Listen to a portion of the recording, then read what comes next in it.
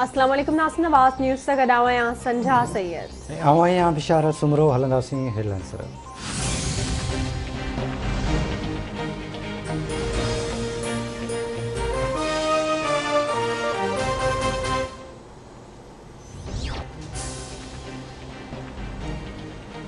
Peoples party Sindh जो पानी चोरी थियण खिलाफ़ ज़िले सतह ते एहतजाज जो ऐलान करे छॾियो। 3 जून ते लाड़काणो, 5 जून ते हैदराबाद, 7 जून ते मीरपुर ख़ास ऐं 15 जून ते कराची में एहतजाज कयो वेंदो। पीपी सिंध जे सदर निसार खोड़ो जो चवणु आहे त इर्सा पाणी जे मामले ते बिल्कुलु ख़ामोश आहे। पाणी जी खोट सबबि सिंध जूं ज़मीनूं सुकी ठूठ थी वियूं आहिनि। पाणी बहिरान सबबि ज़राइत खे अरबे रुपयनि जो नुक़सानु थी रहियो आहे। वफ़ाक़ जी सिंध सां ज़्यादतियुनि ते ख़ामोश न वेहंदासीं।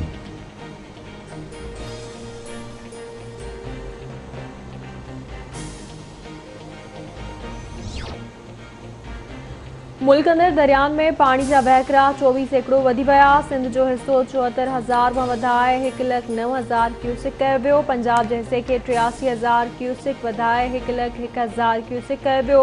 पाणी जी खोट 32 एकड़ो मां घटिजी 18 एकड़ो रहिजी वई। इर्सा तर्जुमान जो चवणु आहे त दरियाई वहकरनि में इज़ाफ़े जो सबबि उतरी इलाइक़नि में गर्मीपद वधणु आहे।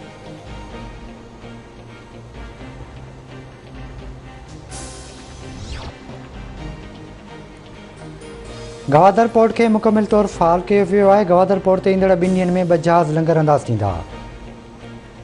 2.5-3 सालनि दौरान गवादर में 12,000 नौकरियूं ॾिनी वेंदियूं। गवादर फेज़ 2 ऐं गवादर एयरपोर्ट ते कम तेज़ीअ सां जारी आहे। वज़ीर आज़म गवादर फेज़ 2 जो इफ़्तिताह अक्टूबर में कंदो। सीपेक अथॉरिटी जे चेयरमैन आसिम सलीम बाजवा जी गवादर में प्रेस कॉन्फ्रेंस।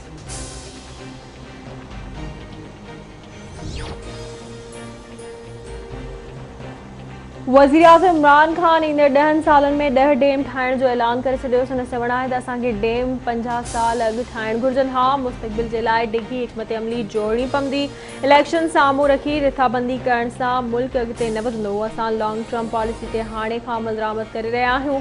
15 नवां नेशनल पार्क्स ऐं मुल्क अंदरि 10 सालनि में 10 नवां डेम ठाहींदासीं। उन्हनि डेम्स मां माहौल दोस्त बिजली ठहंदी ऐं 10,000 मेगावाट क्लीन एनर्जी मिलंदी। वज़ीर आज़म इमरान ख़ान इस्लामाबाद में ग्रीन यूरो बॉन्ड्स जारी करण वारी तकरीब खे ख़िताब कयो।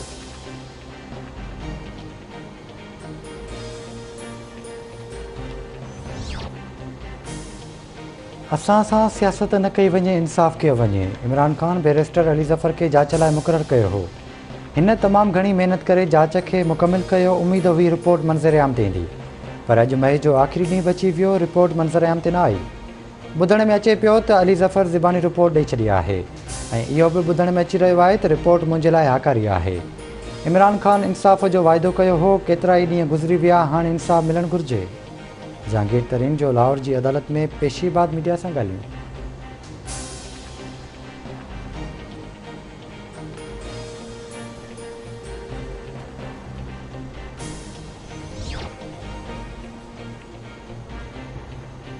अॼु मुल्क में आम वापे जी शयुनि जे अघनि में इज़ाफ़े सबबि गरीब तबिको परेशान आहे। हुक्मराननि जा करप्शन स्कैंडल साम्हूं ईंदा त आवाम जे खाद खुराक जूं शयूं रोज़ानो महांगियूं थींदियूं।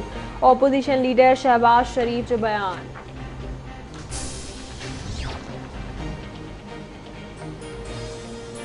अॻूणे वज़ीर आज़म ऐं नून लीग अॻवान शाहिद खाकान अब्बासी चयो आहे त मुल्क आइन ऐं क़ानून जी बालादस्ती सां हलंदो आहे।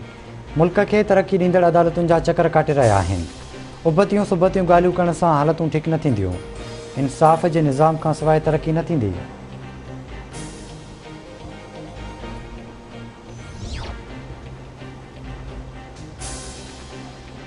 शहबाज शरीफ़ ऐं बिलावल भुट्टो ज़रदारी जा IMF जे हवाले सां बयान हैरान कंदड़ आहिनि। शर्मिंदगी खां बचण लाइ ॻाल्हाइण खां अॻु पंहिंजो रिकॉर्ड ॾिसी वठनि। पाकिस्तान अॼु ताईं IMF खां 13 अरब 79 करोड़ डॉलर्स जो कर्ज़ वरितो, जिन मां पीपल्स पार्टी 47 एकड़ो ऐं नून लीग 35 एकड़ो कर्ज़ वरितो।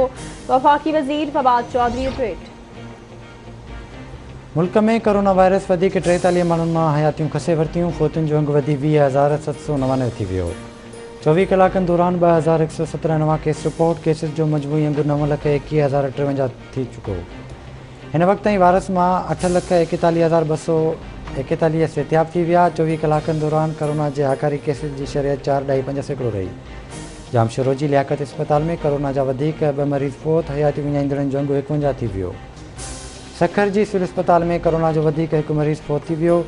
जैकबाबाद वासी नौजवान ख़ालिद हुसैन कोरोना वगी हयाती विञाए वेठो।